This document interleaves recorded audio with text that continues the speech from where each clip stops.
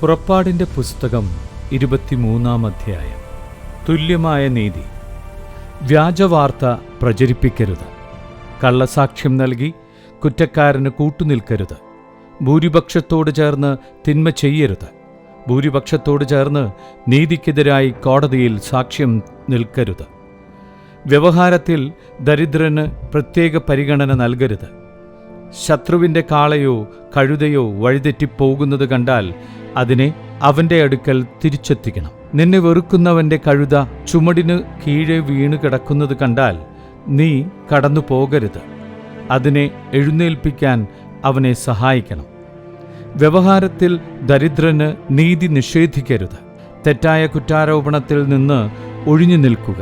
നിഷ്കളങ്കരെയും നീതിമാന്മാരെയും വധിക്കരുത്. ദുഷ്ടനെ ഞാൻ വെറുതെ വിടുകയില്ല. കൈക്കൂലി വാങ്ങരുത്. അത് വിജ്ഞനെ അന്ധനാക്കുകയും നീതിമാനെ കള്ളം പറയാൻ പ്രേരിപ്പിക്കുകയും ചെയ്യുന്നു. നിങ്ങൾ പരദേശികളെ പീഡിപ്പിക്കരുത്. ഈജിപ്തിൽ പരദേശികളായിരുന്ന നിങ്ങൾക്ക് പരദേശികളുടെ ഹൃദയവികാരങ്ങൾ അറിയാമല്ലോ. സാബത്ത് വർഷം നീ നിന്റെ വയലിൽ 6 വർഷം വിതച്ച് വിളവെടുത്തുകൊള്ളുക. 7-ാം വർഷം അത് വിതയ്ക്കാതെ വെറുതെ കിടക്കട്ടെ. നിന്റെ ജനത്തിലെ ദരിദ്രർ അതിൽ നിന്ന് ഭക്ഷ്യം ശേഖരിക്കട്ടെ. പിന്നെയും അവശേഷിക്കുന്നത് വന്യമൃഗങ്ങൾ തിന്നുകൊള്ളട്ടെ. മുന്തിരിത്തോട്ടവും ഒലിവുതോട്ടവും സംബന്ധിച്ചും ഇപ്രകാരം തന്നെ ചെയ്യണം. 6 ദിവസം ജോലി ചെയ്യുക. 7-ാം ദിവസം വിശ്രമിക്കണം. നിന്റെ കാളയും കഴുതയും വിശ്രമിക്കട്ടെ. നിന്റെ ദാസിയുടെ പുത്രനും പരദേശിയും ക്ഷീണം തീർക്കട്ടെ. ഞാൻ നിങ്ങളോട് പറഞ്ഞ കാര്യങ്ങളിലെല്ലാം ശ്രദ്ധ വയ്ക്കണം. അന്യദേവന്മാരുടെ നാമം സ്മരിക്കരുത്.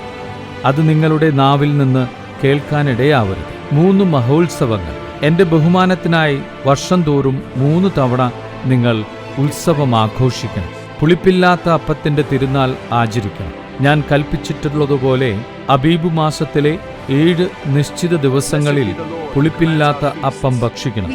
എന്തെന്നാൽ ആ മാസത്തിലാണ് നിങ്ങൾ ഈജിപ്തിൽ നിന്ന് പുറത്തു വന്നത്. എൻ്റെ മുൻപിൽ വെറും കൈയോടെ വരരുത്.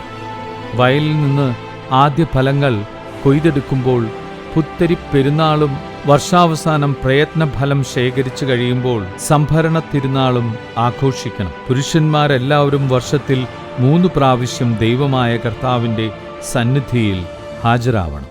ബലിമൃഗത്തിൻ്റെ രക്തം പുളിപ്പുള്ള അപ്പത്തോടൊന്നിച്ച് എനിക്കർപ്പിക്കരുത്. ഉത്സവത്തിനർപ്പിക്കുന്ന ബലിയുടെ കൊഴുപ്പ് പ്രഭാതം വരെ സൂക്ഷിക്കുകയുമരുത്. വയലിലെ ആദ്യ വിളവിൻ്റെ ആദ്യ ഫലം നിന്റെ ദൈവമായ കർത്താവിൻ്റെ ഭവനത്തിലേക്ക് കൊണ്ടുവരണം. ആട്ടിൻകുട്ടിയെ അതിൻ്റെ തള്ളയുടെ പാലിൽ വേവിക്കരുത്. വാഗ്ദാനങ്ങൾ. ഇതാ, ഒരു ദൂതനെ നിനക്കു മുൻപേ ഞാൻ അയക്കുന്നു. അവൻ നിന്റെ വഴിയിൽ നിന്നെ കാത്തുകൊള്ളും. ഞാൻ ഒരുക്കിയിരിക്കുന്ന സ്ഥലത്തേക്ക് നിന്നെ കൊണ്ടുവരികയും ചെയ്യും. അവൻ പറയുന്നതെല്ലാം ആദരപൂർവം അനുസരിക്കണം. അവനെ പ്രകോപിപ്പിക്കരുത്.